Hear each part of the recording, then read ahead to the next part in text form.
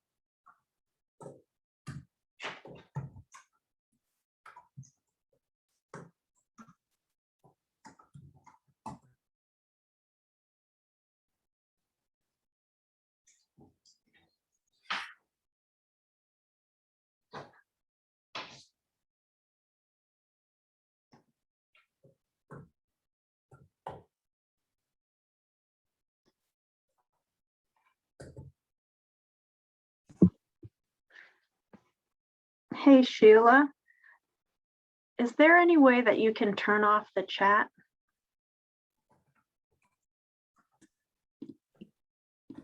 Hi there. Yes,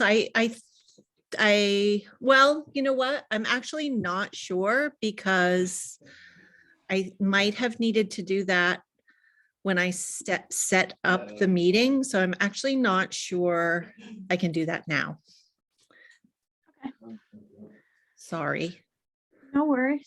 For a future, I think I could if you prefer it that way.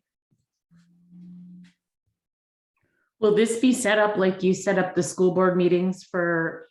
Nope, this is Okay. this is set up like a meeting, not a webinar. So Okay. anyone that joins the meeting will be, if they turn their camera on, they'll be visible, but they're all in the same like room, if that makes sense. Yeah, no, I like the way you do them for I've never seen anyone else do them as that way, and I like it.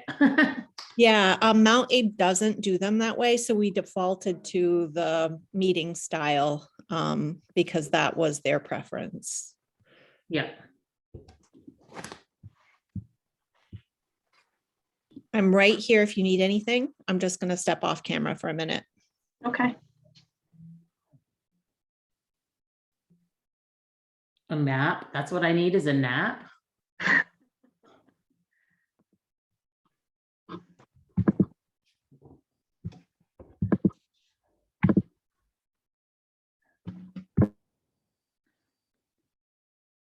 Last night was our first night in the new house with everybody here.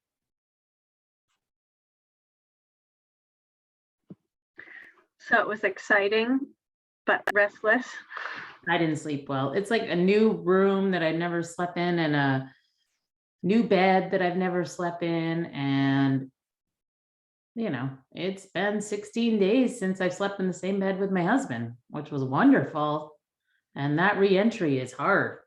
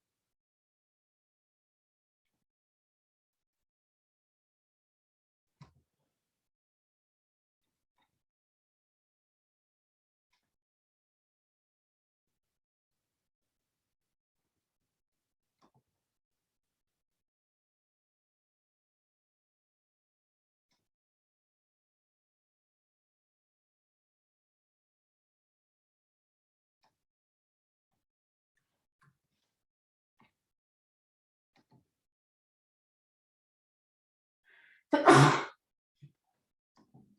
me.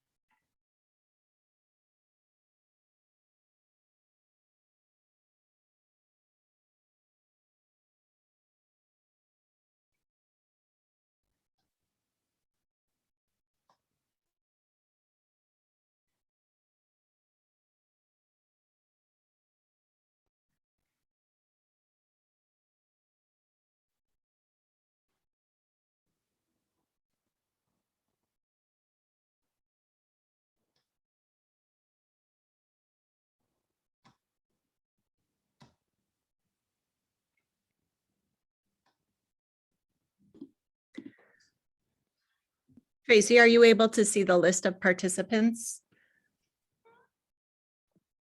I am.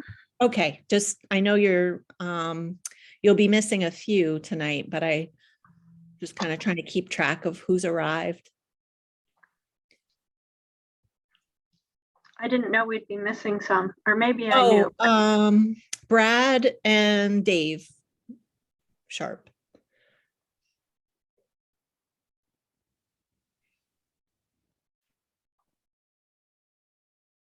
I think those were the only two, right, Glory?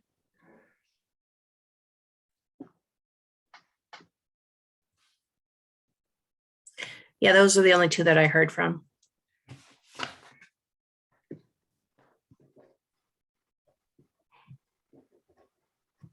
And I'm pretty sure that Kevin is joining from on site. He was going to be in person at the central office at Mount Abe in case anyone arrived for the public meeting. So, and I don't see him on yet. So hopefully he's not having any trouble.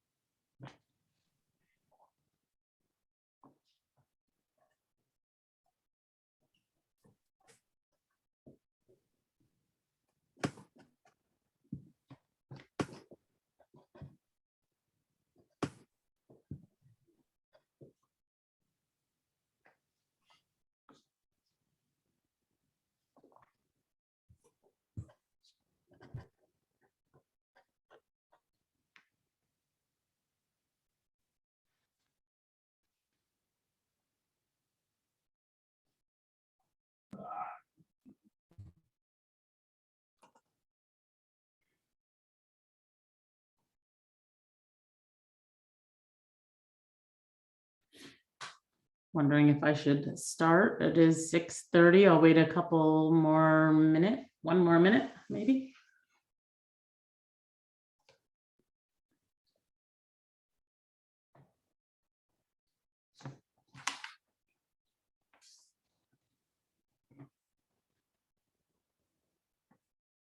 You just have enough for a quorum too. I was just gonna say, yeah, I think we're looking to see. We do have enough? Yes. Okay. Excellent. Okay, I'm gonna get started. Welcome. And I'd like to call the meeting of the ANWSD MAUSD Merger Study Committee to order on December 21st. And did everybody have a chance to look over the agenda? So we need a motion to adopt it. So moved. Second, Mary Kate. Okay, we have a motion on the floor to adopt the agenda. All those in favor, is there any discussion? All those in favor? Say Aye. aye. Raise your Aye. hand. All those opposed? Aye. Did somebody say oppose it?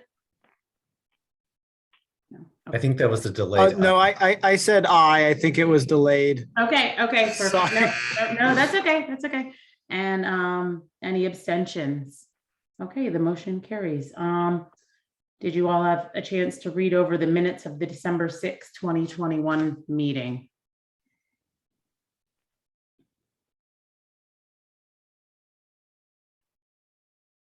So we need a motion to approve them. So moved. Second, Excellent. We have a motion on the floor to approve the minutes of the December 6th meeting. Is there any discussion? Without any discussion, all those in favor, aye, or thumbs up, maybe? Aye. Aye. Any opposed? Any abstentions? Okay, the motion carries. Okay, the first order of official business is updates on the work plan. And it was added in our agenda, and Tracy will talk a little about that. Yeah, thank you, everyone. It's good to see your faces. Just briefly wanted to let you know that I added a few updates to the work plan. They're mostly listed as bullets at the end. They're articles that you may want to consider at some point in time. It's nothing you need to attend to or decide tonight. I just wanted to make sure that it was on your radar and that it stayed on my radar so I wouldn't forget it. And those articles or issues, first of all, you need to think about considerations for selecting a name, and you'll have a brief opportunity to talk about that tonight.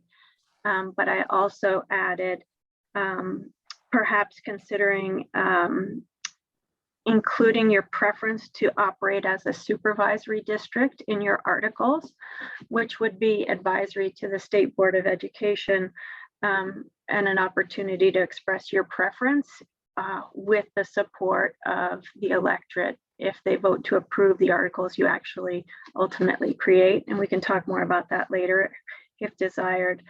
You could do an article that specifies the school students attend in the first year or few years of operations. And you could also add an article to explicitly address community involvement. So again, nothing to do tonight, just wanted those on the radar so that I don't forget them, but you know that there are options for you to consider as well. And that's it. Okay, thank you. Moving on to the community feedback review, discussion and sharing. Everybody had there were 7 people that were going to report a brief summary of the main points. And I don't know who wants to start. So we're going over the community feedback review. I'm happy to start. Okay, thank you. Let me just go back to what the question was I had. If ANWSD and MAUSD are merged, what successful outcomes do you hope for? Overwhelmingly, the response was programming related successful or program relating aspects, including things like being able to have more languages, or at least not cut, more electives, extracurricular activity opportunities, support for struggling students, and academic intervention plans. These were somewhat also tailored with discussion about transportation and how that may impact equity for particularly after school activities. Arts and theater and music were also included on there in terms of other programming and activities. The next aspect that there was a large number of people that discussed was cost savings, or at least slowing down rising costs. And connected to this was also consolidation of administrative staff, more effective administrative staff, efficient administration without duplication. After those three, most of them were a couple of people for each, other areas that people thought would be successful outcomes from the merger. All right, thank you. Somebody else.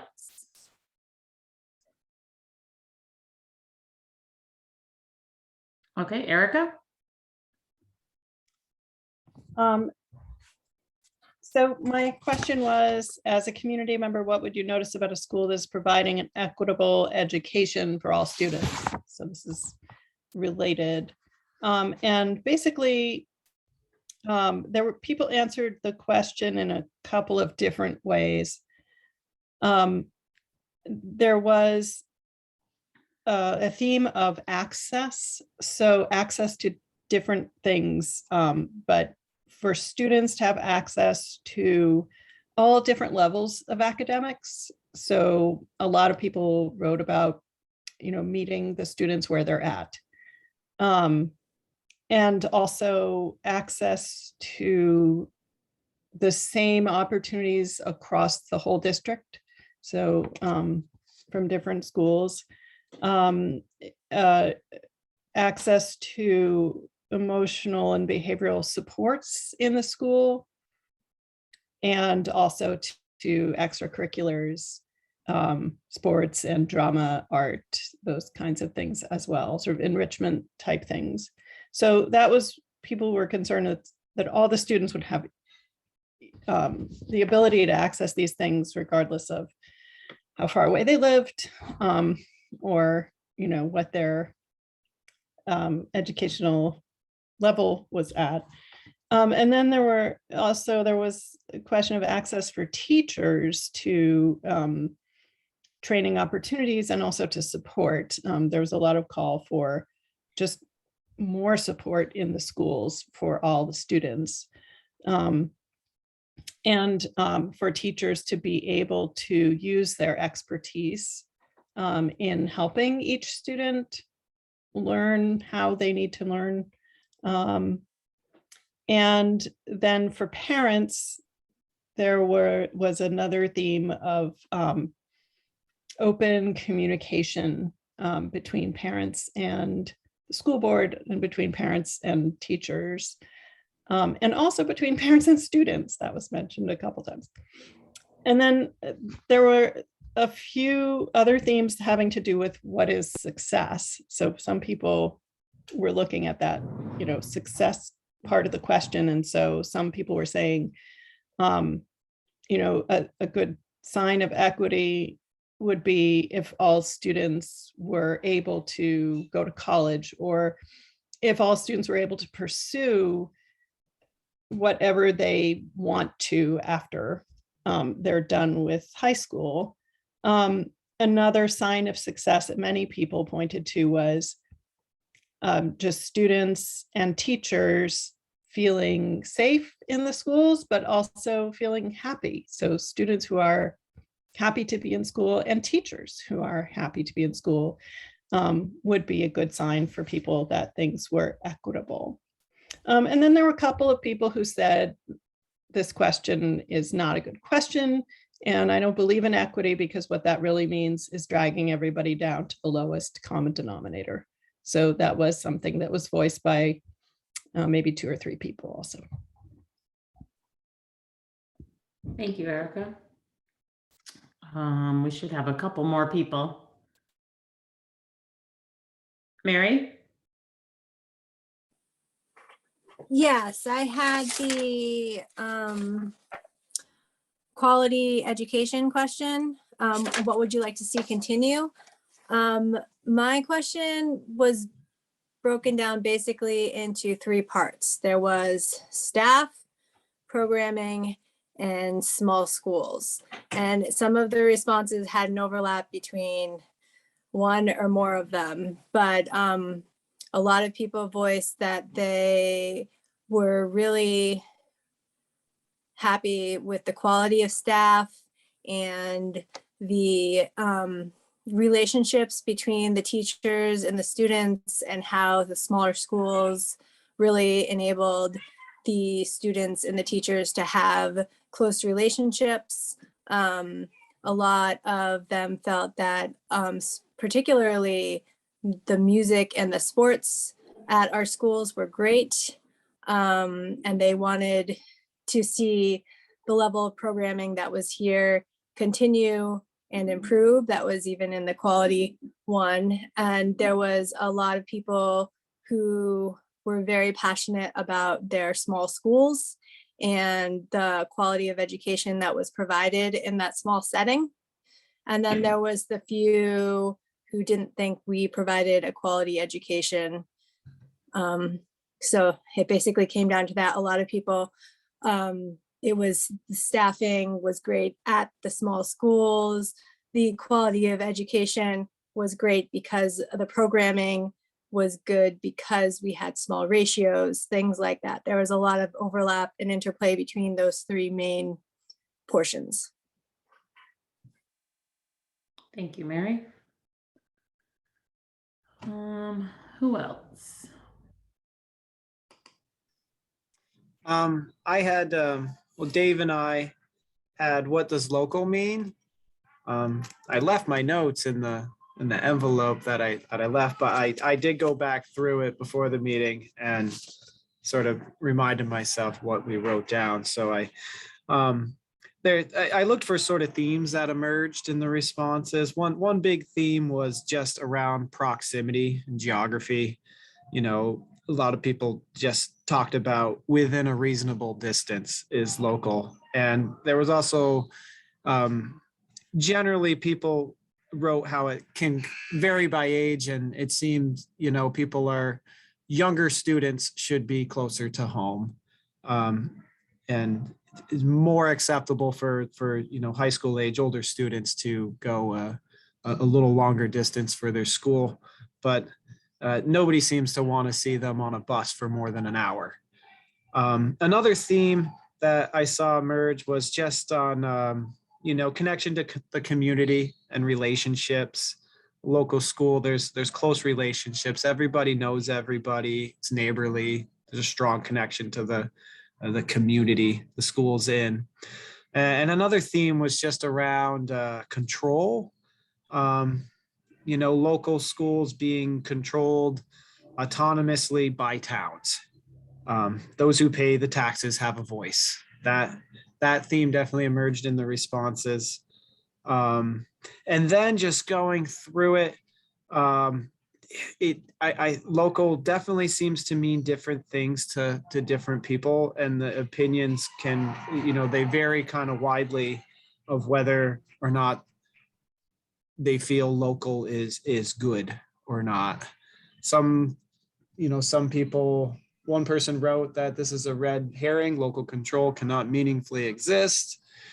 You know, basic costs are imposed by, you know, legislation, and curriculum is set by state and national standards. So, you know, so there was that. And then there was also a real strong sense that, you know,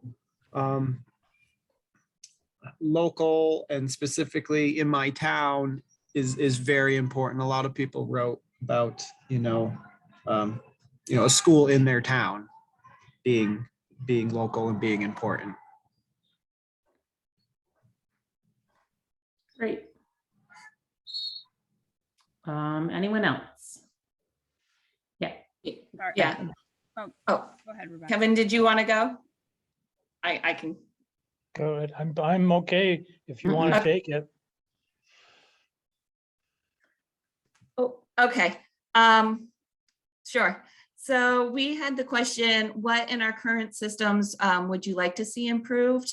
And we had several themes come up. So the first one was support a diversity of learners. Also, so looking at making sure that looking at providing additional support, supporting larger class sizes for greater interaction. And the next theme was providing more social emotional learning, providing support for behavioral issues and more mental health support for teachers and students. Also, more support for teachers in the classroom working with students. The next one was upkeep of the physical building itself. There was concern over Mount Abe's building and also a concern that for more modern facilities. The next major theme was that there should be greater efficiency at the central or district offices and boards. They want to see more transparency and direct dialogue with voters, more communication, more family engagement. The next one was that students should have more personal learning opportunities and classes should support all types of learners.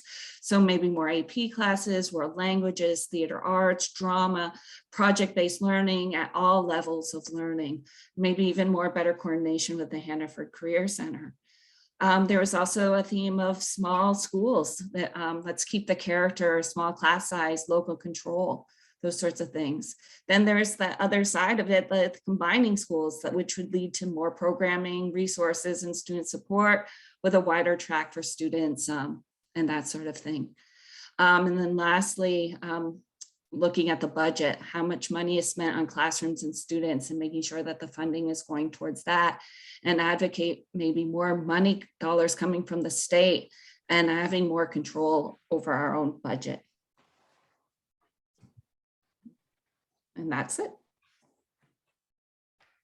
Thank you. I can go. Okay, thank you, Sarah. Sorry, was a little bit late. So did we do the taxpayers value yet? No. Okay.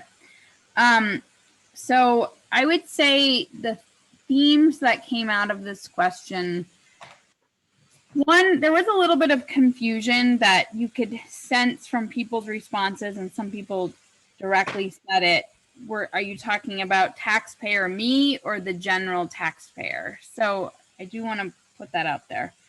And then I would say when we put it into themes that, obviously it came down to what was great for students and then what was great for cost. And really, I think eventually we settled on that combo being the word value and what people were looking for. But there was a lot of embedded language about local, and there was, a lot of it had to do, and outcomes, I guess, was another thing that showed up a lot. But a lot of people, I would say it was either had to do with cost or really what a lot of things that really benefited students, and seeing the outcomes of those was very important. So I think that's generally what it came down to. But I think the question was a little bit tricky, and people did comment on that it was hard to decide their perspective when answering it. Thank you, Sarah. And we have one more question, right? Yeah.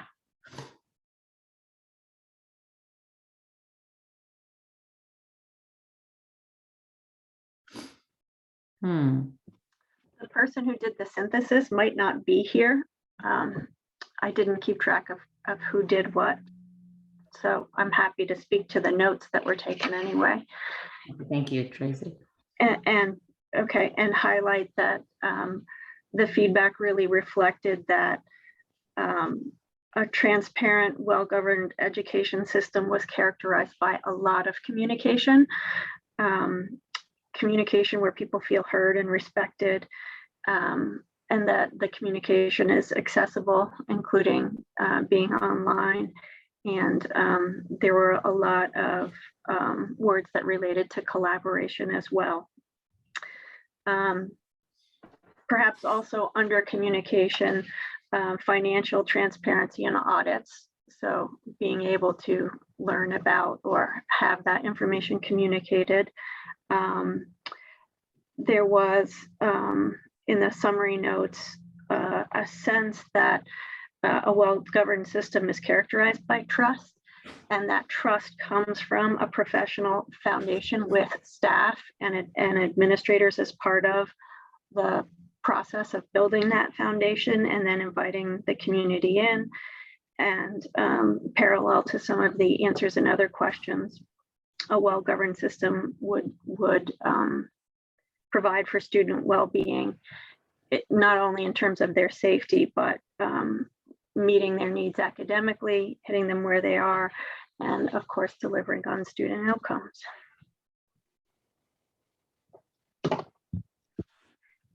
Great, thank you.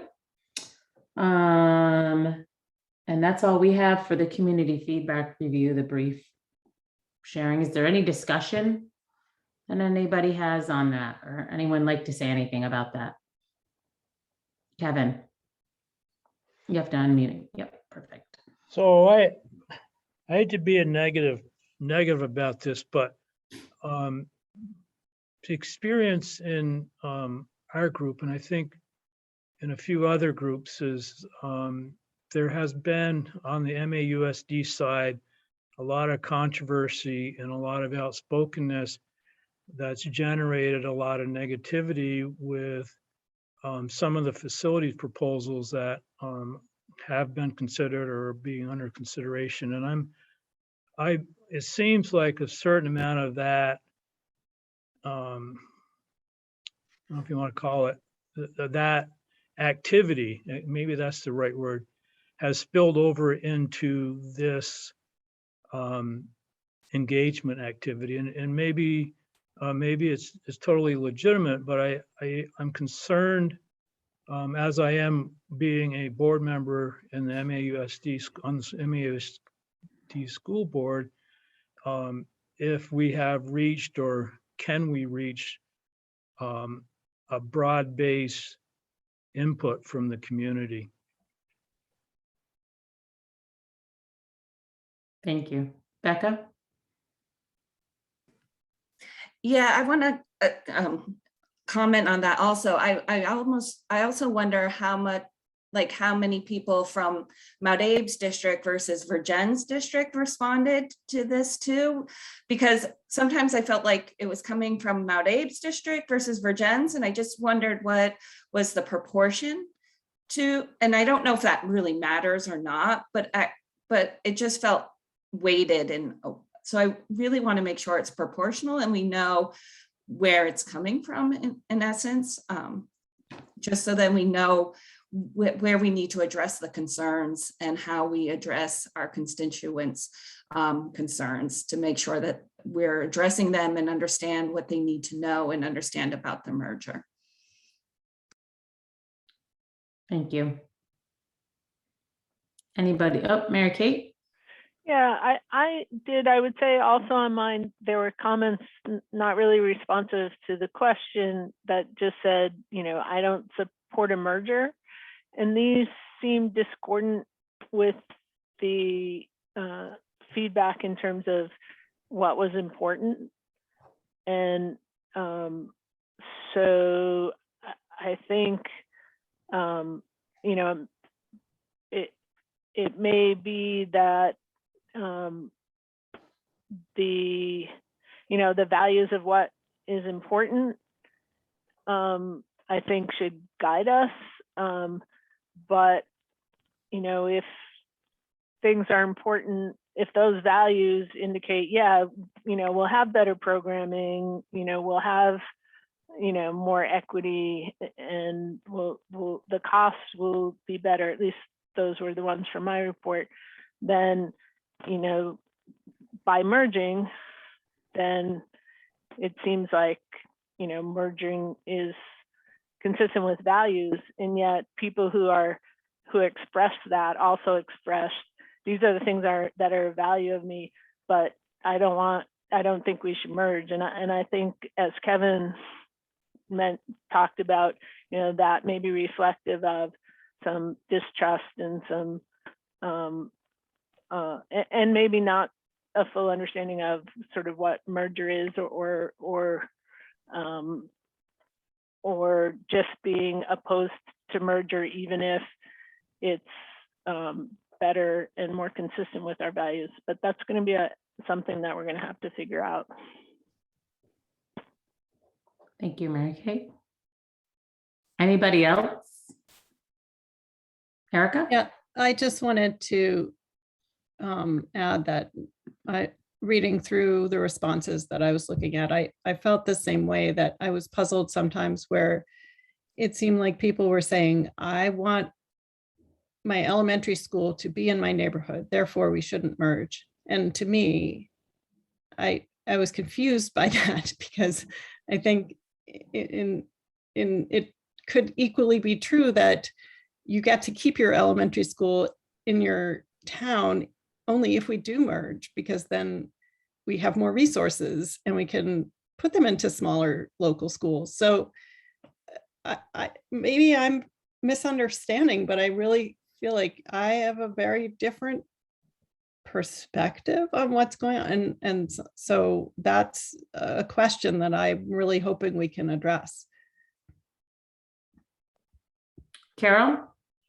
Yeah, I have to agree. I think there's still a lot of questions in the community that we have kind of failed to address at this point, in exactly the purpose of our committee, which is to explore options and propose a solution, not to force something down the community's throats, which I think is the fear that a lot of people have. So I think we need to be very clear about explaining to the community that our goal is to explore options and make a recommendation based on the data, not to decide what is best for the community on their behalf. Like, we just have to be very, very clear about that. Thank you, Carol. Sarah? I just want to echo everything everybody has said. I agree with Kevin that I don't believe it was a diverse sampling of the community. I would be interested to know how much of that was also even some specific towns, or Mount Abe versus Virgins, as far as respondents, not versus, but how many there were. And I also have been confused by there's so much fear about an elementary school thing that there's really been no exploration about what could be on the high school level. And I think we really need to be promoting as much as possible things that could be potentially good. And I agree with Erica, then having the option.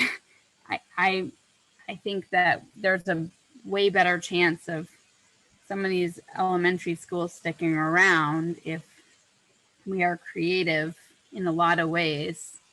And so I don't want to write it off either. I want to explore a bunch of ideas and not assume we're removing control. And also what Carol just said about having, making sure that we're not trying to shove something down people's throats, that we're really exploring some ideas. So thanks. I just want to echo what you guys just said. Thank you. I think Becca has something to add.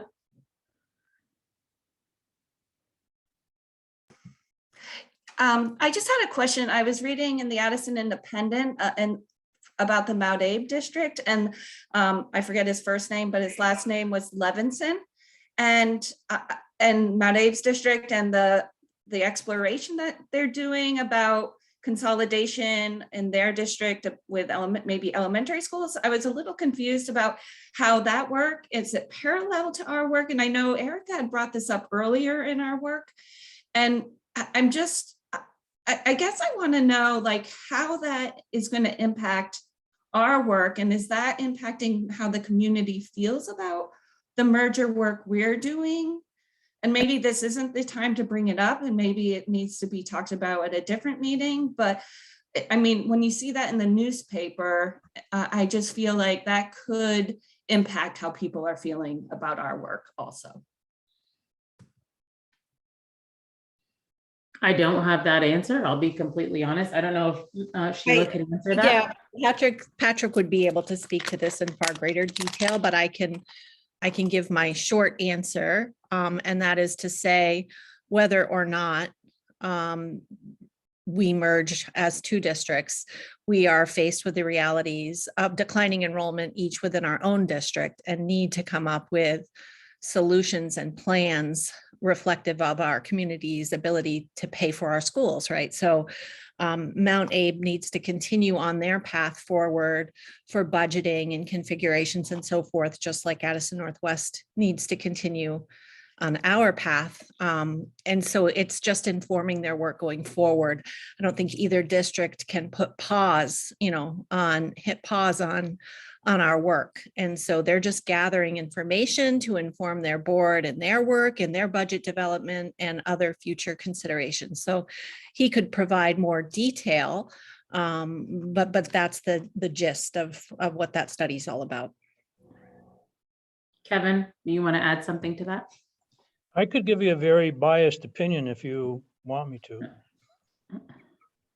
So obviously the district has been working maybe 2 years on this issue. And it culminated a year ago when the board had asked Patrick for a proposal.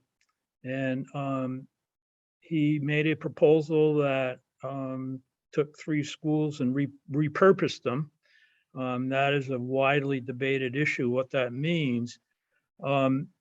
But out of the community came a lot of, we can do something better than that. And if you'd give us a chance. So, and oh, by the way, most, if not all this is focused around elementary schools, which is almost a separate path than what, we are considering as a merger. We're, seem to be focusing on high school. But anyway, so the board solicited community proposals, if you will. And there was, I think, 6-ish or something like that. And we retained this guy by the name of Nate Levinson, who is nationally known for his innovative work in schools to evaluate these proposals, which is, we're towards the end of that evaluation process. And I think the article in the Independent, if it's referring to Levinson, is probably talking about that process of evaluating these community proposals for reshaping, again, primarily elementary schools to make things more optimal, if you will. Optimal probably also translates into costs. So I think that was a prelude to the fact that Levinson's finishing up his work in December and will be presenting his options along with of the community options, as well as looking at Patrick's and seeing what the viability or what the pluses and minuses. He's not going to end up making a recommendation, but he'll give us pluses and minuses of each proposal. And out of that, theoretically, will come a discussion that may blend some of that stuff together for a solution. Hopefully that helped you, Becca. Yeah, and I would just say that some of that material and work that he does may be helpful to us. Like, I think he's evaluating the buildings in the Mount Abe Union School District. So as he does his work, some of it might be useful to us, but it's, as Sheila said, it's addressing just the Mount Abe Union School District, and Addison Northwest is going through the same process.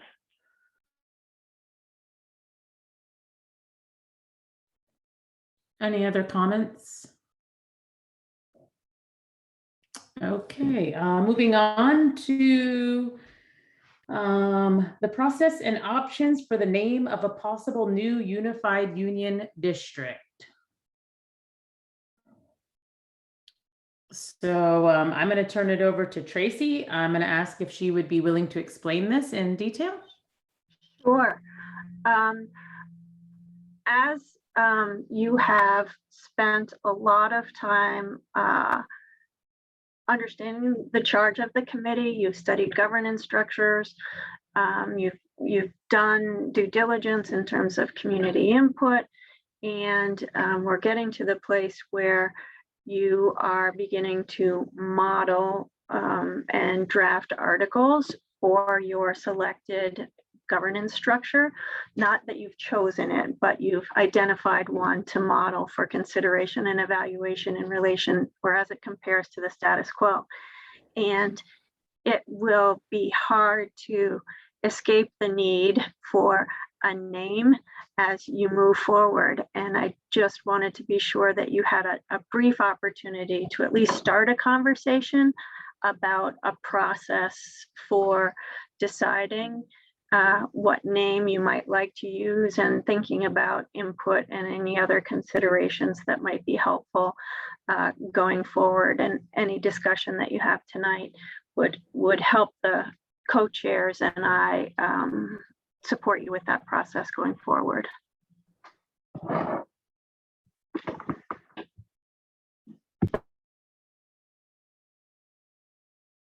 Anyone have any comments, ideas to pass forward, or something you've been thinking about and already know?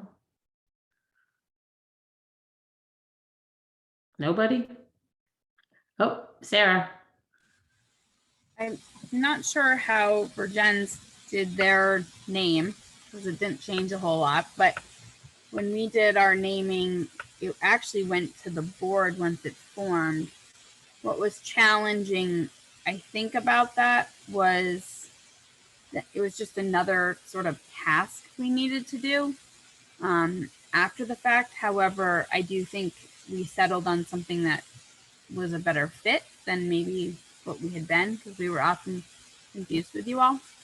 And then the other piece, though, was within all of our articles and everything. It had our old name, and then so I think that part was a little bit tricky as far as keeping it straight about what it was.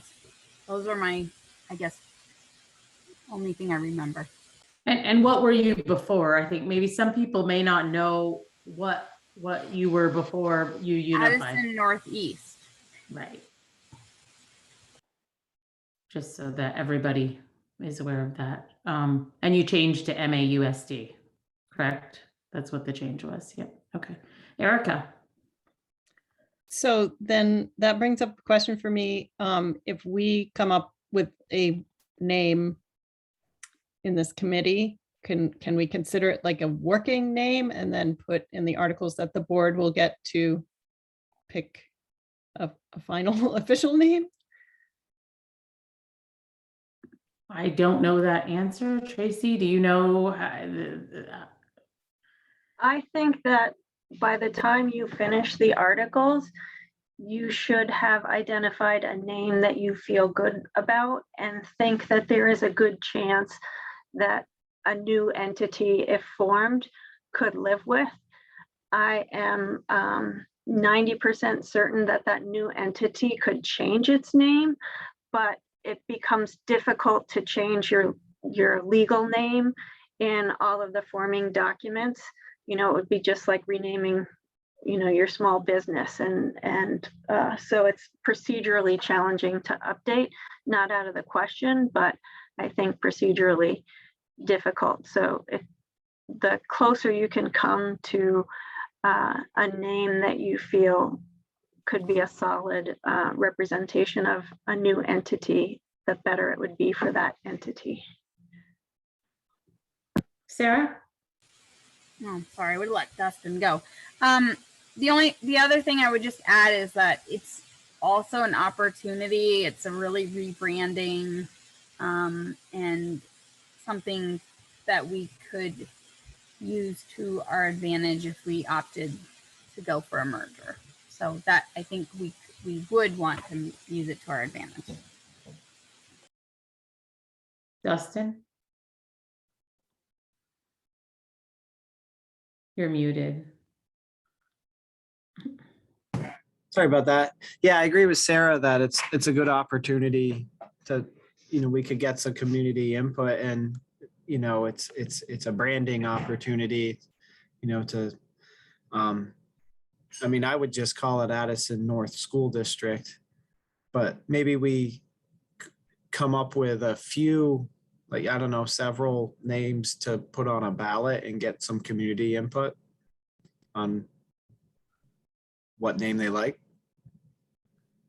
or would like to be a possibility for a possible merged school district. I remember going through a process like this when we became MAUSD. I remember there being several names, and we had a survey. And did the kids get involved? I feel pretty strongly this is a good one for kids to get involved in, but. Well, I think so. I think we got pretty wide. I wasn't part of that. Okay. Yeah. Whatever committee created MAUSD, but I remember when all of our school districts merged, and we going from a unified union school district to a single school district and became MAUSD. I can't remember some of the names that were proposed, but I remember there was several names, and there was input sought, and there was survey data collected, and then there was an announcement of this is what we're going to call it. And then after it was a done deal, there was, they came up with, the color scheme and new logos and sort of a new brand. The websites changed, and that obviously would all come after, a vote if we were to become a new district. But I guess it sounds like we kind of have to know what the name's going to be before it appears on a ballot that people vote on. Yep. Mary Kate. Yeah, I just wanted to throw out there that, we, with the sports teams, we do have a combined name, MAV, it's Mount Abe Virgins, but the ones that are combined, and that might be an idea. I do think getting the community involved, though, is important. I think, the name is one piece. It sounds like we don't need to figure out, the logo and the colors and all of that right away. And that, I think, it is a bigger piece for having kids involved.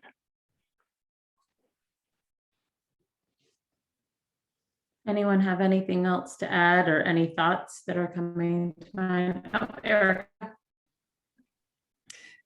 This is just me as a Ferrisburg resident,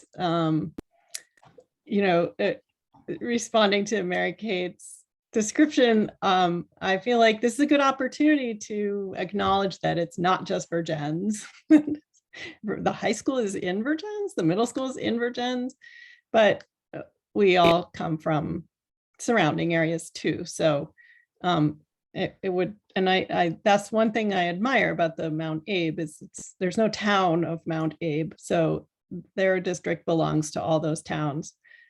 And so it'd be nice if we could figure out something that ties us all together too. And Addison North is, adequate for that, but it's a little boring. Thank you. Anyone else have any? Oh, Kevin.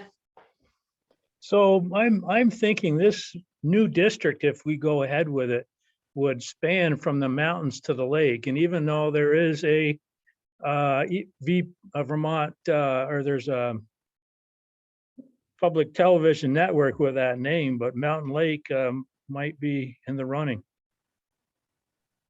Mountain Lake Unified School District. We gotta write that down. Mountain Lake Unified School District, MLUSD. Just had to see how it looked. Anyone else with any comments or thoughts?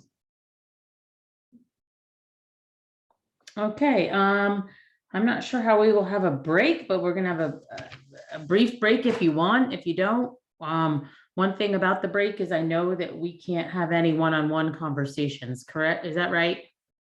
Yeah. If we want to forego the break, I'm fine with that. I don't know how everybody else is feeling. But if people want to, okay, I'm gonna just do a quick, if you want to forego the break and just move on with the agenda, maybe we'll get out 5 minutes early. All right, and if you do need to go, obviously you're in your own home, you can just turn off and go. Okay, so we're gonna forego the break and moving right into the articles of agreement, the preliminary approval of. I don't know if everybody has had the option to look at them, but I am going to be turning this over to Tracy and she will explain some key points of this. I just want to begin by thanking you for your discussion about the name and tell you that that will really help me to work with the co-chairs and the two superintendents, and we can weave in some processes for you to continue that piece. As I said a little bit earlier this evening, you've done a lot of work so far studying the context for considering change. You've studied the scope of the authority of the committee. You've studied governance options.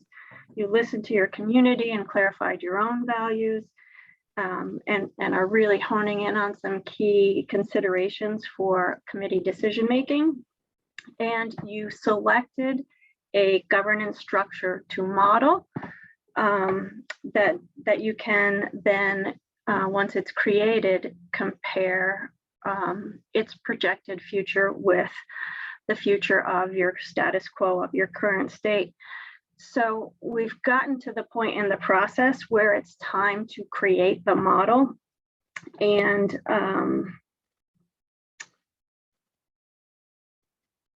that means creating the articles of agreement for that model. So tonight, my hope is to move you a little farther along with those articles of agreement. I want to start with sharing some information around context that will help you consider possible articles related to property, debt, and special funds. And I have drafted some articles that can serve as a starting point for your consideration for the required articles related to those areas. Want to remind you that the list of articles that you need to address is framed in statute in 16 VSA section 706B. And so that serves as our outline and gives us the information or the doorways when we want to choose to add additional articles as well, which is where some of those items that I mentioned when I was talking about the work plan came from. Want to be clear that I think the process is to start with a draft of an article, but also give the committee plenty of time to discuss, to make revisions, and for those revisions to come back to you so that you can give preliminary approval to articles and then move on and frame additional articles until you've completed that process. That said, you can come back and revise articles after if you get new information, if you make a decision that suggests you want to circle back and change something early on. So really, it's a draft all the way through, but hopefully the committee will take action to give preliminary approval to articles so that you can create some robust shape to what you're proposing. Do hope that we can get through as much as possible before town meeting so that you can use that as an opportunity if you'd like to get additional community input. So we'll just do as much as we can between now and then, and we'll do as much as we can tonight and pick up where we left off at the next meeting. So I want to start with context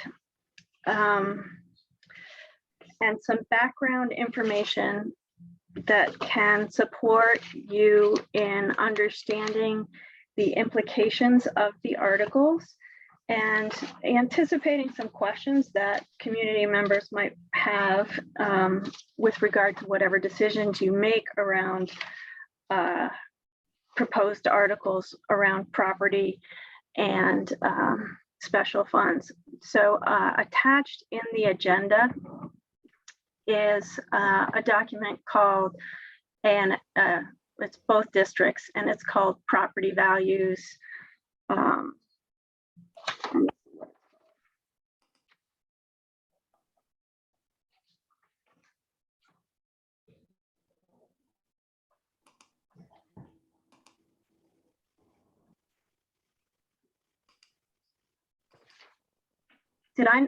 Did I not attach this in the agenda? I attached it in the meeting minutes or in the email. Okay.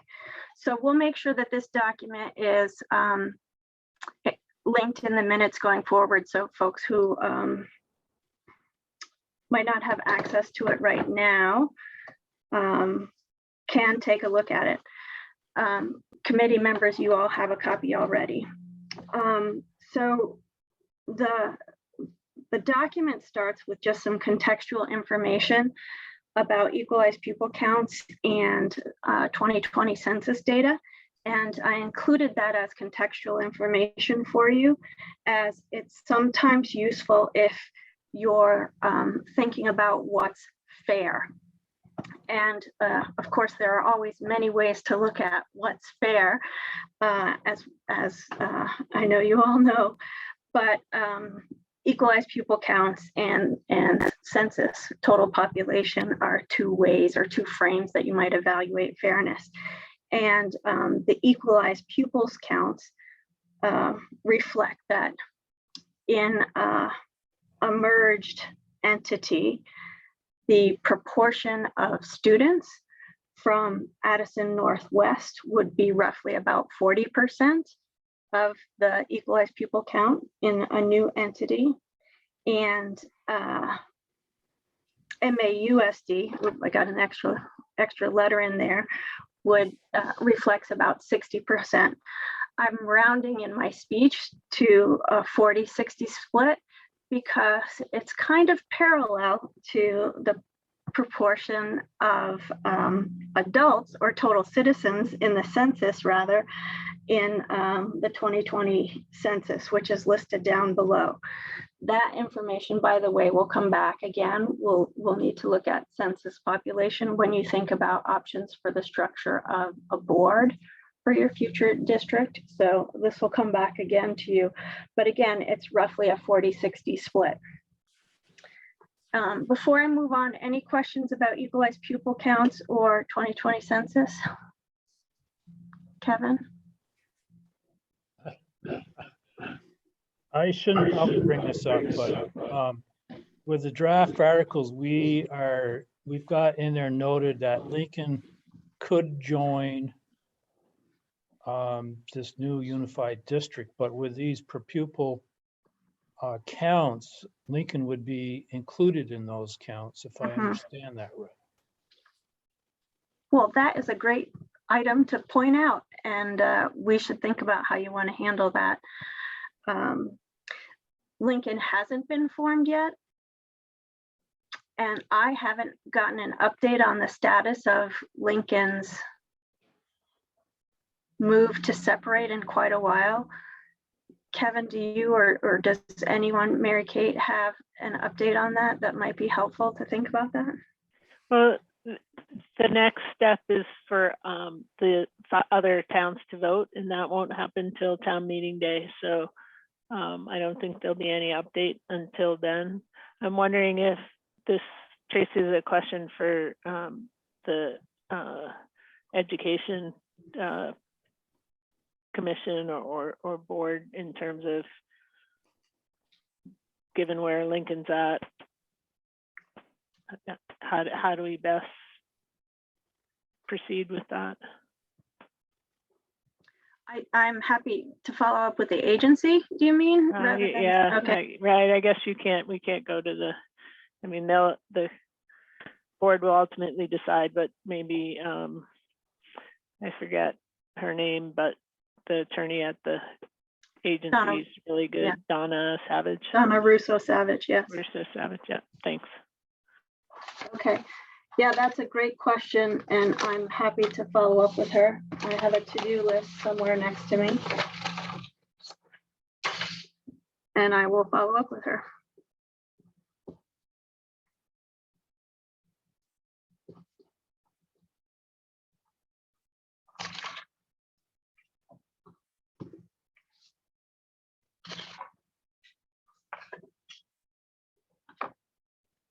Okay, any other questions or comments on that section? Okay, so the next sections relate to long-term debt, capital funds, and capital needs. And in this context, when I'm talking about capital, I'm talking about facilities. I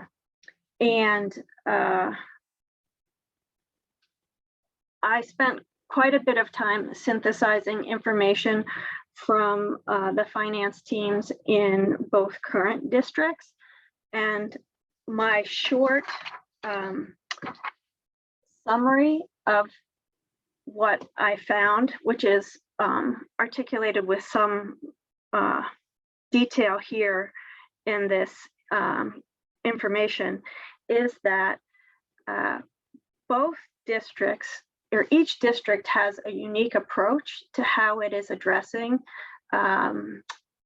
allocating funds and making expenditures to maintain the facilities in their districts. And even though they are approaching it differently, each is approaching it differently, the investments, the combined annual investments, whether it's paying debt or paying directly for improvements or significant maintenance to the property, are very proportionate. Both are spending similar amounts and have similar future facilities expenses to address. You're just using two different approaches to fund those facilities needs. Addison Northwest has a performance bond where they borrowed significant funds to address, I'm assuming, a wide range of facilities needs, and are paying back that bond to account for the cost of those facilities investments. And MAUSD, it's my understanding, has sought bond funding in the past and did not get community approval or electorate approval for that bond funding. And alternatively is allocating 1.1 million to a capital fund to address those long-term capital needs. So it's very similar in terms of the large amounts, and it's just a different pathway to pay for those items. So the information on the document summarizes Addison Northwest's long-term debt based on the FY21 audit. So that information is there. And you can see that Addison Northwest also has several capital improvement funds.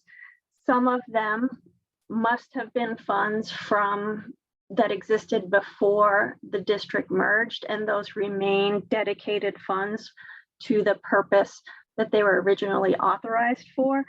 So for example, Virgin's Union Elementary School has about $58,000 in a capital fund, and that money would be used only to address that elementary school. And so then there's also a small capital improvement fund for the new school district, which is about 650,000, and then some other specific school capital improvement funds.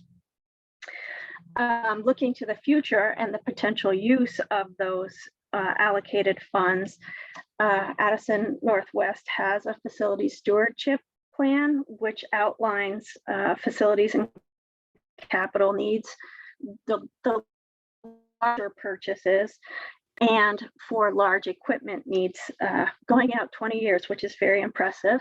Good job, team at Addison Northwest. And this table summarizes the specific estimated, they're not actual, they're not bid, they're just estimated costs for facilities needs going forward.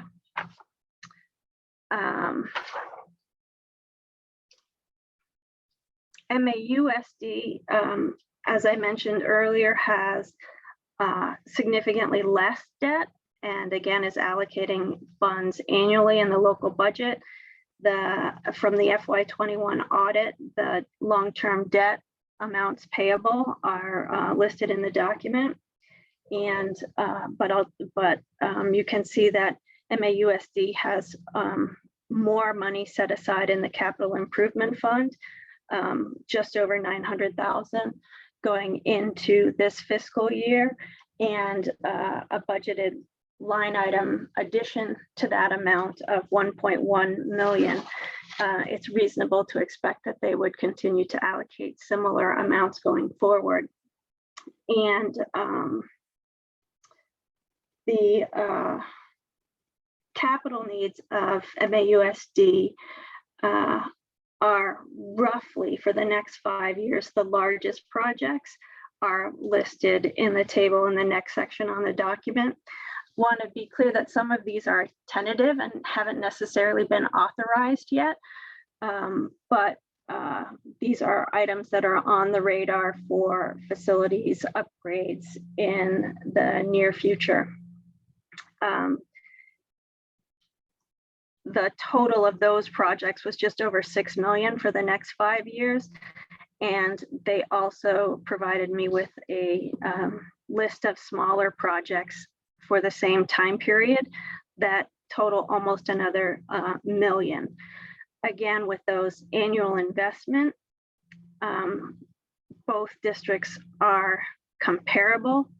The needs are similar and proportionate. They just seem to be different approaches to how to fund the capital improvements and maintenance needed. So I'll pause there and see if there's any questions on that. I may not be able to answer them, but we could at least identify the questions that we might need to get additional information from Patrick, Sheila, or other members of the administrative team.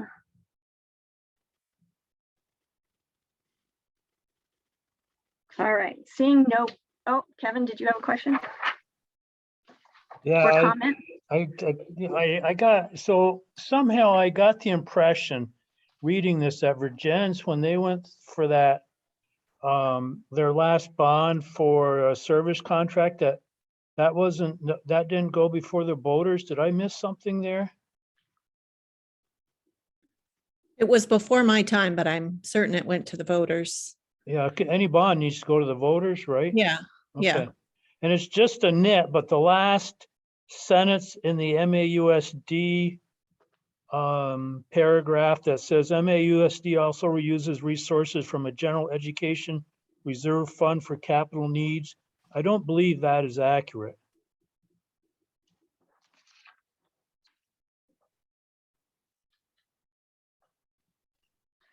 I will check that, but I believe that was what was shared with me. Okay, my understanding, and again, this is just my view, but I believe there is a general education fund, but I believe it can only be used for educational purposes, not capital.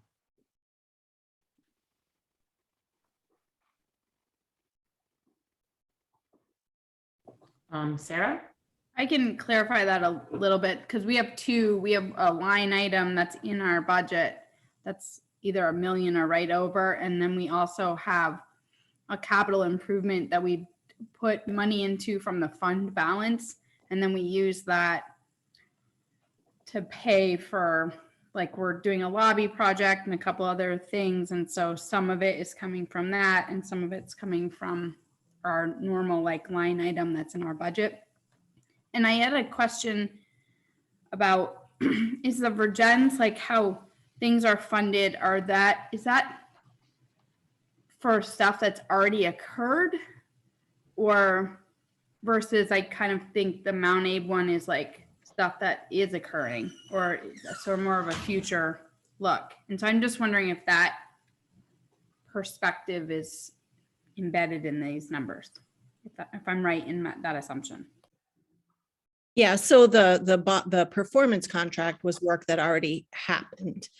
Whereas the capital funds are for work that will occur. It's a set aside for needed repairs and so forth. So not sure if that's more like what you have in your 1.1 million. Everybody's moving around on the Zoom screen. I'm trying to follow Sarah. She's like, did that answer your question, Sarah? Yes, sorry, I was switching locations. Erica has a question or a comment. Yeah, I have a question because this kind of thing is very confusing to me. So I guess I don't really understand the difference. Like here, what my impression is that what this is showing me is that Mount Abe incorporates this capital fund into their annual budget that people vote on as a line item. Whereas our district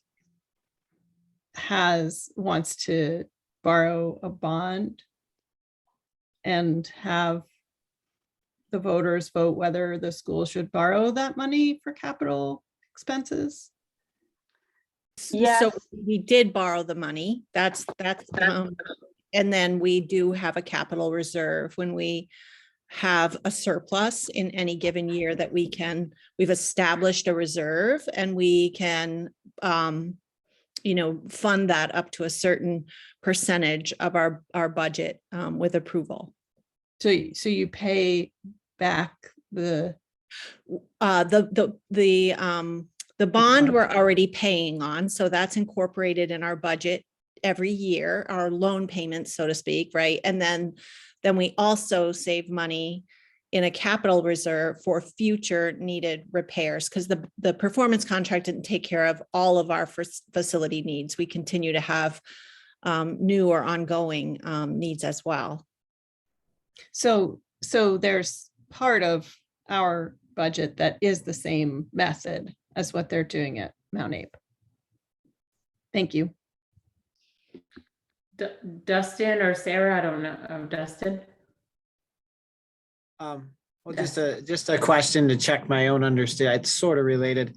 I guess my understanding has been between the two different methods is that if you use bonds that you pay back with interest to address facilities needs, and that doesn't count against your pure pupil spending, the bond payments. But when you're doing it from your operating budget annually that taxpayers vote on, that does count against your pure pupil spending. So the advantage with the bond, the disadvantage with the bond is you're paying some interest, but the advantage is it's not counting on the pure pupil spending, so you can spend more on student learning.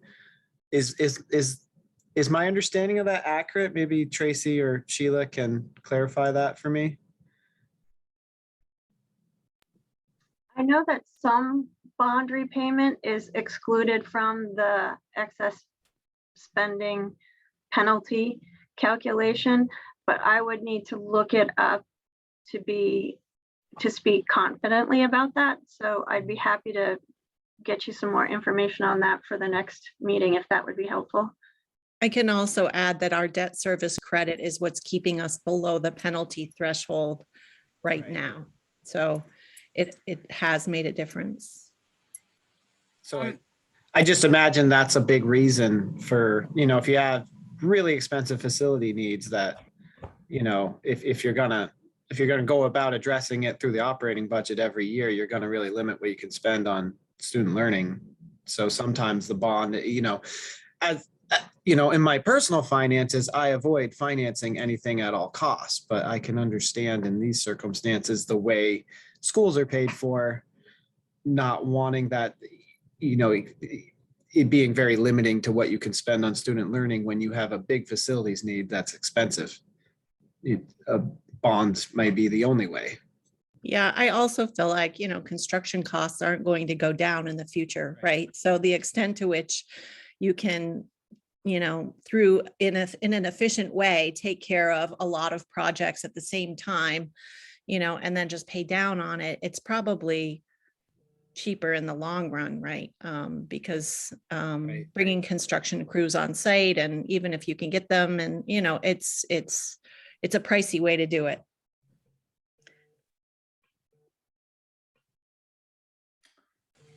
Sarah?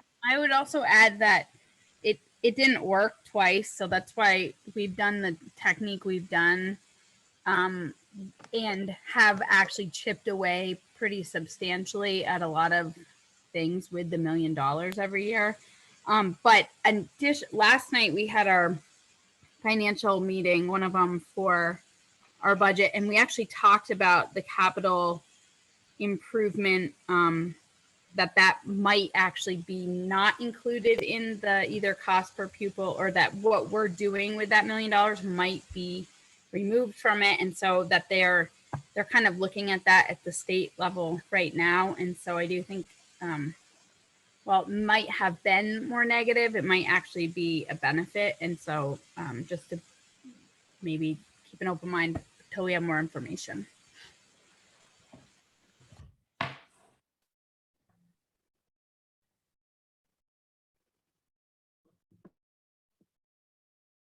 Okay.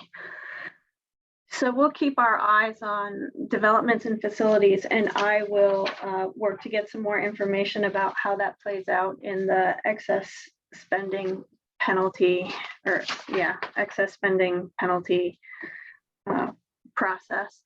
And perhaps we can get a little more information from Patrick around the overall evaluation of the facilities and the long-term needs. And actually that might need to wait until Nate Levinson has done his work, but then maybe this committee can look at that work as well. That would probably be the right time to do that. Okay, so last piece of contextual data has to do with property values. I was able to get for Addison Northwest the FY22 insured values for each building. We're still working with the insurance company to get the actual insured values for the schools and MAUSD. So with Floyd, we took the FY16 property values, insured property values, which we had from the last, from the time when MAUSD was formed. And then we just inflated them we picked a number, 3% annually. Don't know if that's too high or too low, but to give you an idea of what those values might be today, that's what we did. And I will update those with the actual current FY21 insured values as soon as we can get that from the insurance company. But I just think it's interesting to note the 60-40-ness of the roughly 60-40-ness of the property values. Of course, that's with Lincoln included. And so Kevin's question earlier about how we handle or think about Lincoln in our analyses of what the contributions are and how we figure out the articles still needs to stay in the forefront of our thinking. So any questions about property values?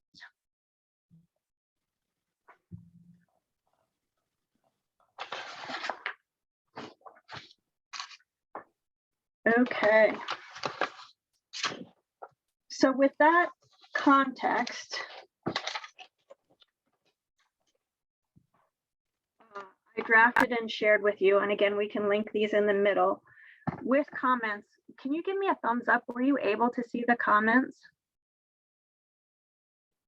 Okay, good. Drafted for you with comments, articles of agreement. In some ways, these are the easier articles for us to think about.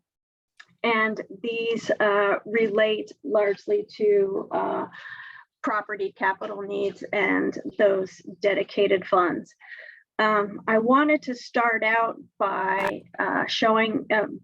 letting you know that after your early action to identify or give preliminary approval to articles related to necessary and advisable districts, I did do what I told you I would do, which is share articles as we approve them with the agency so that their legal team can review them. And they did suggest a little clarification to the language in Article 2. So I have suggested a change to that the Lincoln School District, if formed, is advisable to join the new Unified Union School District. And of course, this Article 1 and Article 2 and throughout this is where name jumps out as a relevant consideration. So just as a working name, I have called it the new Unified Union Supervisory District and deleted the word school because supervisory district is the one where we are one and your supervisory union, your central office services are a part of the overall budget and system of operations in the single district. So that is the thinking on Articles 1 and 2 for now is just a little clarification and a name change to a clearer working name.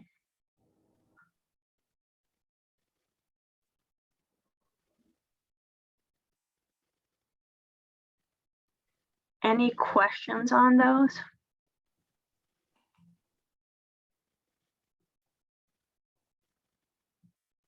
Is there? Becca has Yes. one. Yes. So Article 2, can you, the advisable, can you define advisable to me? Sure. How you're using, the context you're using that in?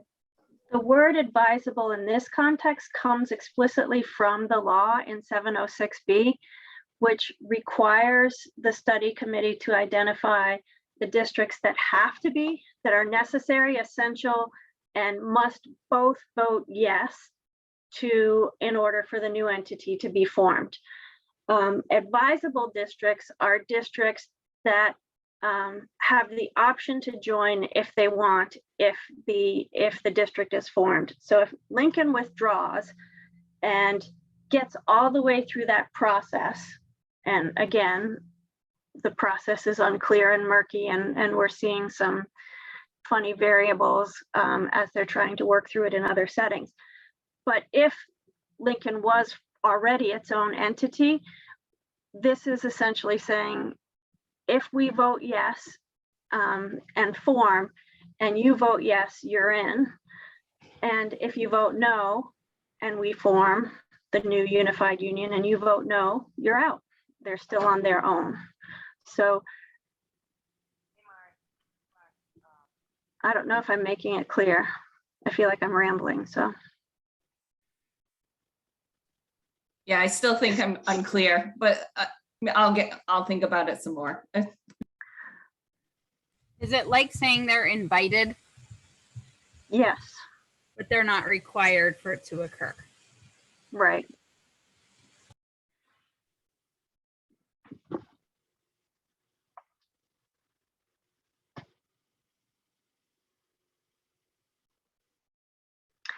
So is there any interest in taking action to say you're okay with the revisions? In Articles 1 and Article 2? I would move to say yes. Second. Yeah, I'd agree. If that was an Okay. official motion. Oh, yeah, no, we have a motion on the floor to approve the suggested changes to Articles 1 and 2 of the Articles of Agreement. Is there any discussion? I mean, we can still go back and edit it, and if we make a real name, then we'll change it again.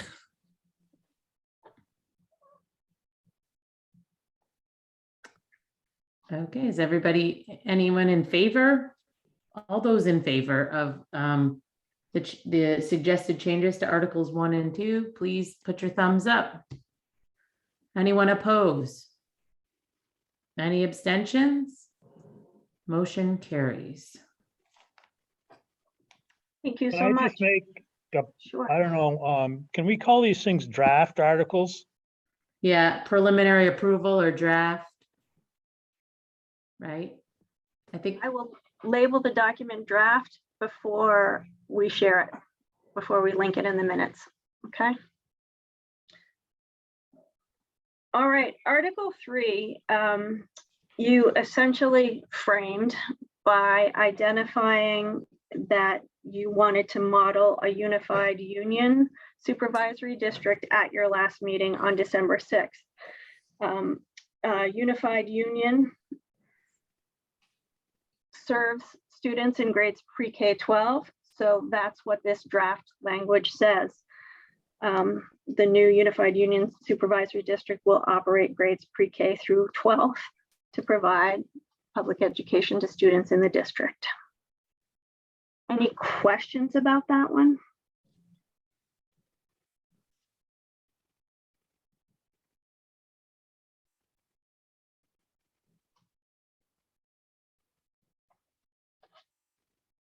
Okay, seeing none, I will move on to Article 4, which is the cost and location of proposed new schools.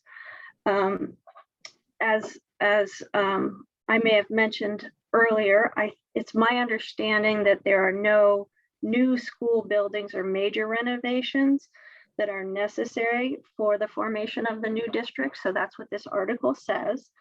But you may want some additional information about the capital needs in each district. So if you do, let me know, and I can work with Sheila and Pat to get you that. But again, my understanding is that capital needs would not be directly related to the formation of the new entity and would be improvements that you want to make regardless of whether or not you're merged. Keith? Just a quick question. Does this include any sort of retrofitting or changing of buildings to meet possible shifting populations of students? Did that make sense? Yes, it made sense.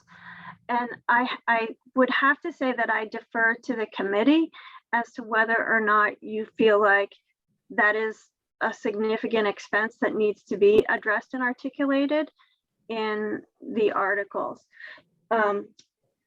Just to give you a higher altitude view, the list of articles that we need to address is applicable to all kinds of governance structures. So some of them are not necessarily a good fit for us. And this might be one of them. This article was probably useful in the 60s when Union high schools were being built for the first time, and the formation of a new governing entity went along with the building of a new school. If you had major renovations, however, that you felt needed to be a part of this, the articles, we should consider addressing it.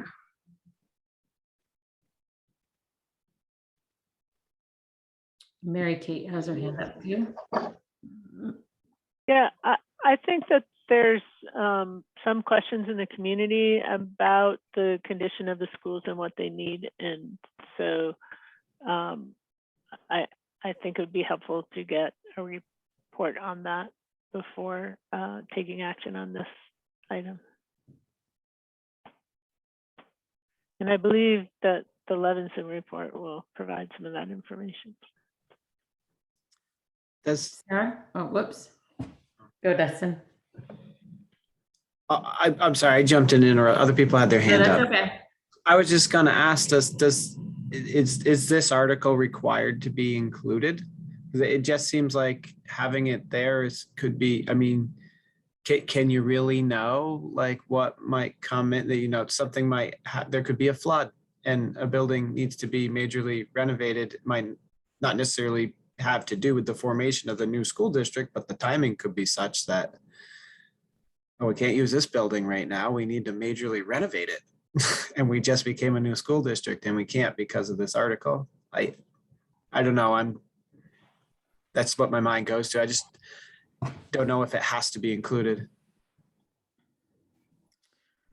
Sarah's got her hand up. A couple people do. We'll go with Sarah first. I was just gonna say that we don't need it to occur, so I think we can leave the article written as is, but it would be more explanatory to have the background information, like a couple of ideas, I guess, or what Mary Kate was saying. And the other piece is that since these articles are about the governance structure primarily, that we don't actually know if we're putting 5th through 8th grade somewhere and 9th through 12th grade somewhere, or that doesn't have to be written into the articles. We might choose to, but we don't have to. We probably won't. We'll probably make suggestions, but that might require that after those decisions are made. And I think we could be holding people sort of without a lot of option if we say this is what you have to do in this article. So I think less is more is probably a better approach. Thank you, Sarah. can- Erica? Oh, Oh, well, for this article, I was just going to say it doesn't seem like it necessarily is saying there can't be construction or anything like that. It's just saying it's not necessary in order for the merger to go ahead. But actually, my comment was on Article 3, but I don't know if this is the right time to go back to that one. I'll defer to the chair or the facilitator if you want to I'm wait. fine. I mean, you brought it up. I'm fine with. Okay. I mean, Kevin has something to say. Maybe we should go to Kevin and if he's talking on the topic or no. Okay, go ahead. Keep going. So I was just going to say that looking back at the when Addison Northwest, became a unified school district, in theirs, I kind of liked the way that it was worded to say it will offer education to students in pre-K through grade 12. The unified district is committed to providing its students with an equal educational opportunity. And maybe I'm preconditioned by being assigned the question in the outreach about equity, but I really liked having that language in there. And I just wanted to see what the rest of the committee, if you guys would feel supportive of including something along those lines in ours as well. Would it help if I actually added that? They might not have the Addison Northwest articles in front of them. So for a future meeting, I could add that as a suggestion, and then you could discuss it as a whole. And that is worthy and was a nice thing. So I'm happy to do that for you. I also will tell you that I will follow up with the agency and see if we have to include Article 4 and get clarification on whether or not that in any way, shape, or form limits the future board from renovations or remodeling in alignment with whatever educational decisions they make going forward. Thank you. Kevin. So I just want to align, or just, it's been said several times, but I don't have a problem with this article. And it's pretty innocuous. And I think I think the intent is not to limit continued operational aspects or anything like that. I do think that on the side, we need to, there's a couple of perspectives out there that we need to be mindful of and somehow educate, maybe that's a communicate, is in the Virgins district, it seems to be that the mindset is Mount Abe is in shambles. And in the Mount Abe district, it's like Virgins is burdened with bond debt. And you know, those two things are uninformed at best. And I believe we need to be mindful of that and know Mount Abe is not a leftover of the homeless park up in Burlington that just got run down. And you know, Virgins has a very prudent bond load. Becca? I was just going to say what Kevin was going to say. I think in Virgin's area that the physical building of Mount Abe has been, you know, that's what we hear about bond votes not being voted for, and we voted for our bond votes and we take care of our school. Like that's a huge deal in the Virgins, the ANWSD community. And that's what I hear over and over and over again when the merger comes up. Well, they don't take care of their schools because they don't vote for the bonds, and we do. And so, you know, so I think that's a very big sticking point in our community. So I think that there has to be some education around that. Like they have been taking care of it through these measures. And so I think I get that article is there and maybe it's outdated, but I think that's a huge sticking point in our community. So I think we have to address that and be very transparent about that.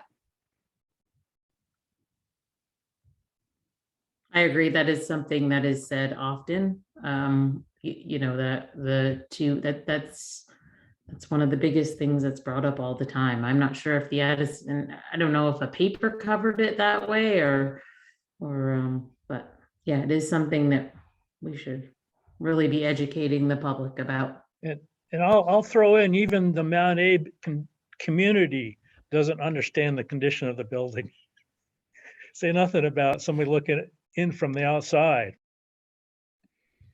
I also want to just add in that there are huge politics related to those votes about leadership. So it's a very loaded topic, I guess.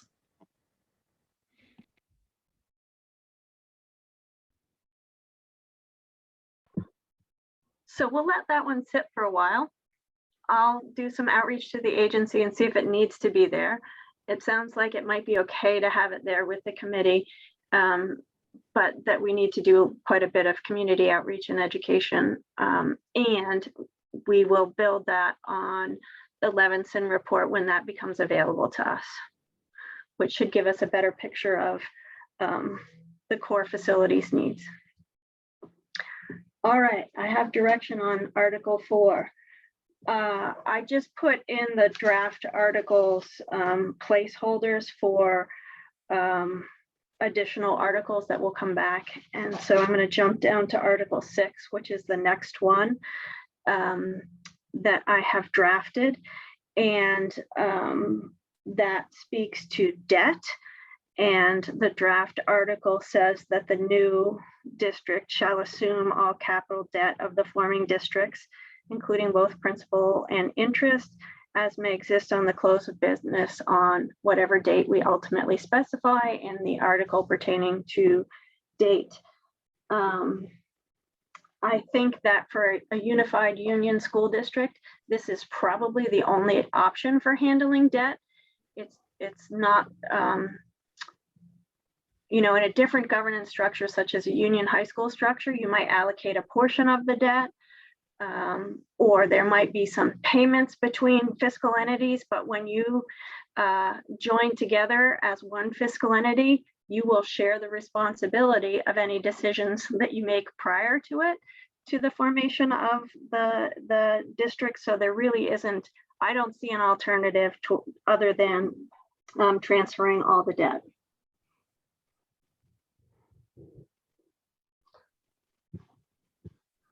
questions or feedback on that one?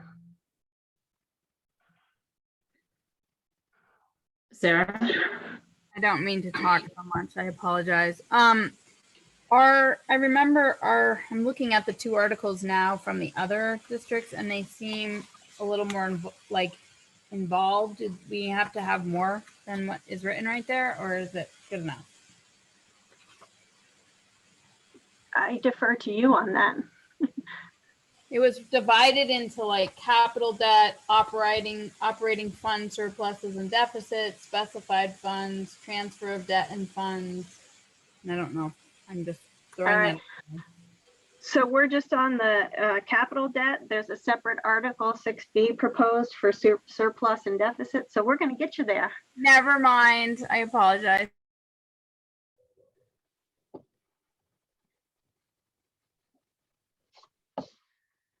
Are you interested in preliminary approval of this article?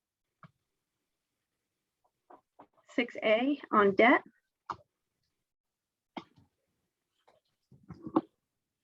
Are you looking for a motion? That would be lovely. It would give me So moved. affirmation. Second. Okay, we have a motion on the floor to give approval for the article on what article is that? 6A. 6A. Yeah, okay, I didn't want to. On Article 6A, is there any discussion? No discussion. All those in favor say aye. Aye. All opposed, nay. Any abstentions? Okay, the motion carries. Thank you. Article 6B speaks to surpluses and deficits and is completely copied from the language in both of your 2016 Unified Union Agreements, your articles. They both said the same thing. And so this is a restatement of that and basically just says that all surpluses and deficits of the forming districts shall, and the reserve funds identified for specific purposes will be transferred to the new district and will be used for the said purpose unless otherwise determined through an appropriate legal process. So for example, we talked a little bit about the Virgins Elementary Capital Fund and the 50 some odd thousand that was there. If for some reason that was not desired to be used specifically for that building, there could be a legal process for making sure that that's okay to do, such as, and I haven't done the legal review, but such as a vote of the electorate. A scholarship fund is still going to be used as a scholarship fund. That's basically what that says. Oops, endowments are coming up next. Sorry, scholarships come up next.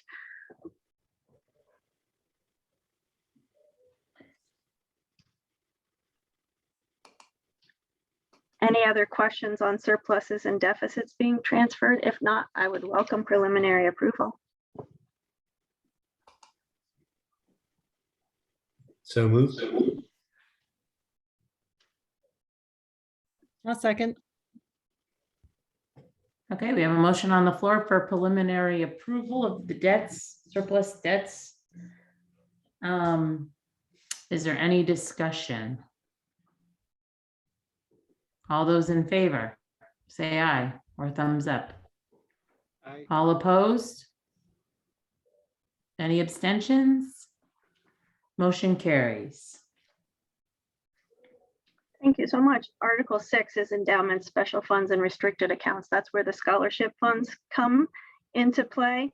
And the article, again, matches the language that both districts had before in 2016 and transfers those accounts to the new entity and says that they will be used according to their specified conditions.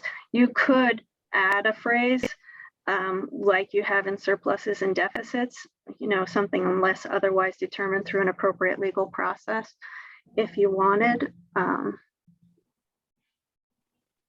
But that's totally up to you.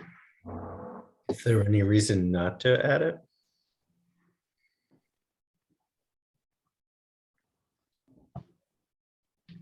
Mary And why Kate? not? Yeah, it's probably just superfluous. If if uh, if there's a legal process that can change that, then the board can go through that process. But I don't have any opposition to adding it, but typically, unless, if you dedicate funds for something through some covenants or agreement, that's what it's going to be used for, unless that entity isn't there anymore. Or I think in Moncton we had something for musical instruments for kids, and so there's all that sort of stuff, and it continues to be used for that purpose, unless that there's no music program, or but I think that people who donated to that want it to be used for the purpose they donated it. Yeah. The one scenario I could envision, if someday the unification happens and you decide to restructure your middle and high schools and have a single high school and a single middle school, if you have scholarship funds that the endowment or the fund says this is for Virgins Union High School grad, and Virgins Union High School doesn't exist anymore, the board would just have to grapple with how to deal with that, and whether it's any graduate of the new entity, or is it graduates from specific towns in the new entity. That's the kind of thing that might someday need to be addressed. And it all would depend on the language that goes with the establishment of the fund.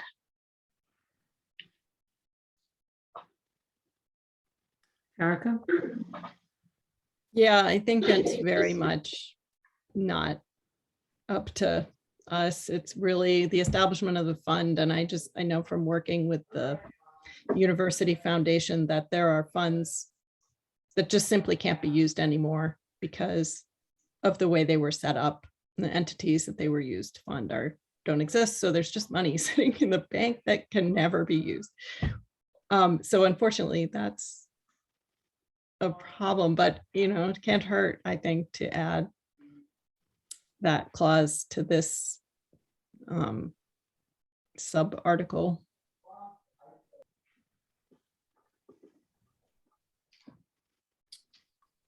I'd like to move that we approve Article 6C with the added clause that we've discussed.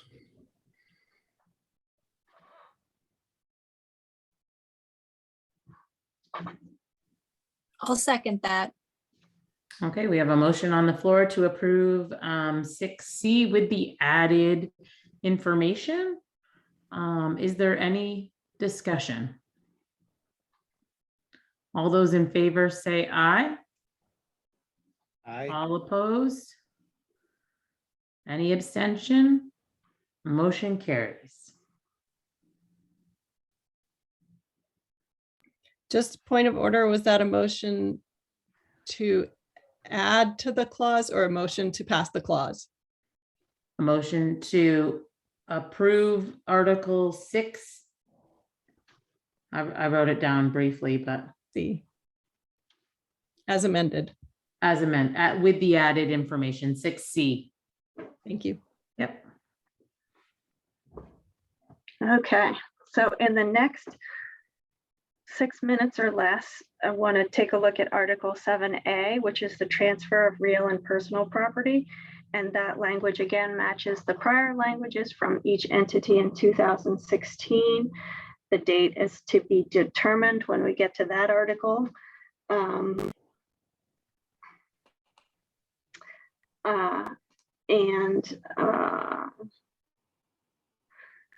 I can't think of alternatives to this language. Again, in situations like way back when Virgins Union Elementary School was formed, there were different governance and financial structures. So property transfers in that situation may have looked different, but for a unified union, I think the only option is to transfer all of the property to the new entity for the sum of $1. And with that goes all of the encumbrances of record. So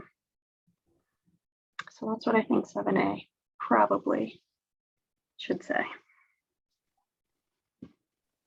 Move for adoption.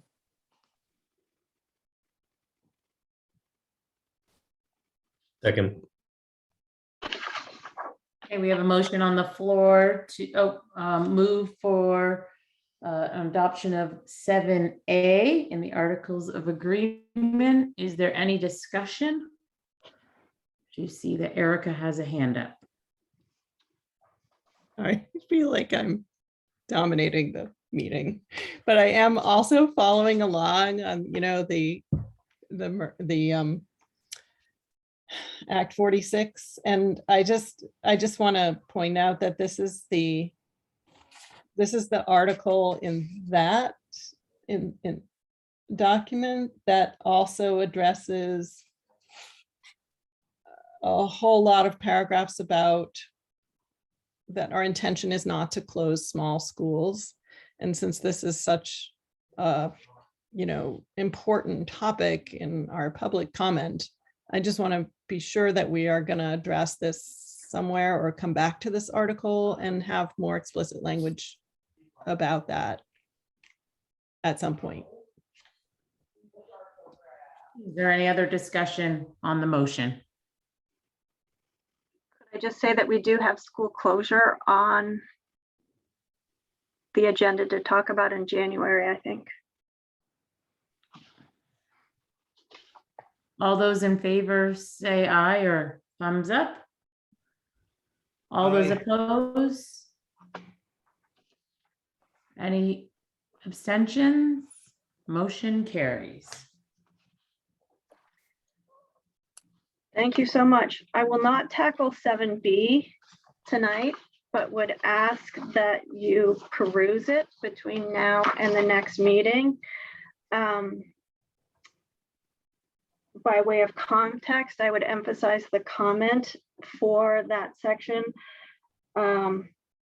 which is about disposal or sale of property, which is different in law than decisions about how you use schools, including whether or not you use them for educational purposes.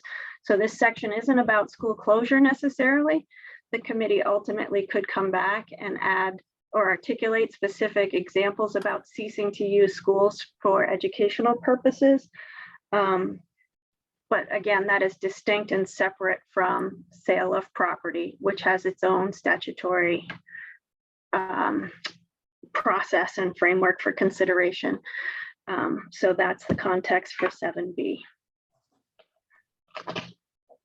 And with that, I'm happy to stop talking about articles tonight, and we'll work on some more for you for next time. All right, thank you, Tracy. That was a lot of information and a lot of action that we took. Communication key points.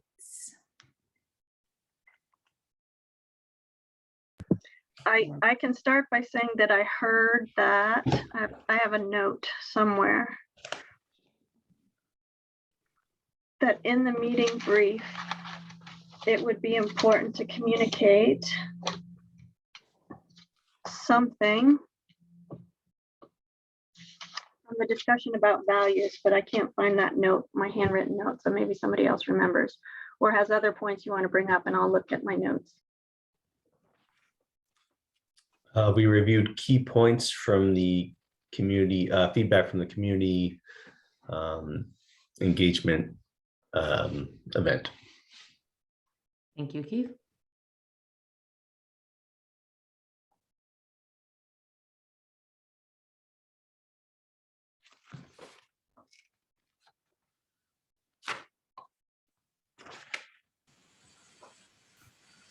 We talked about why it might be useful to have a forming name.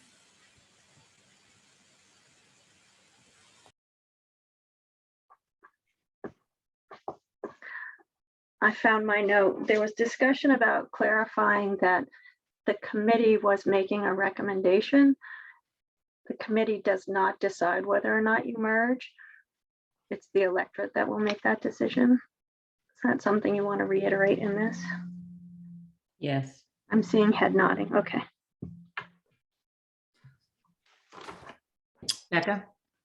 I also think that we still need to have a lot of education of the community around what we're doing, to make sure that they're really informed about a lot of the information surrounding the stuff we've been talking about, such as, especially, I think things came up about the physical building and about budgets and how money is being used to support building maintenance and that sort of thing.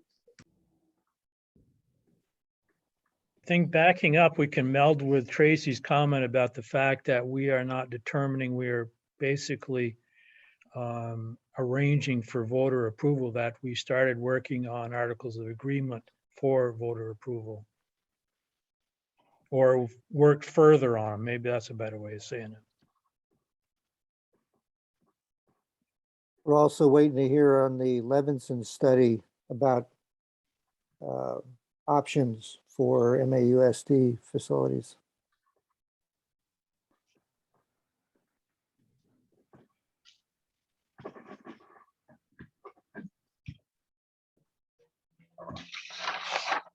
Anything else?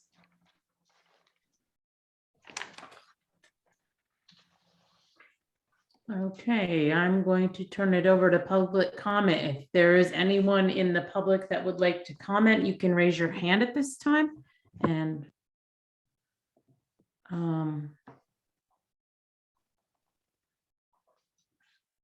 it appears that we don't have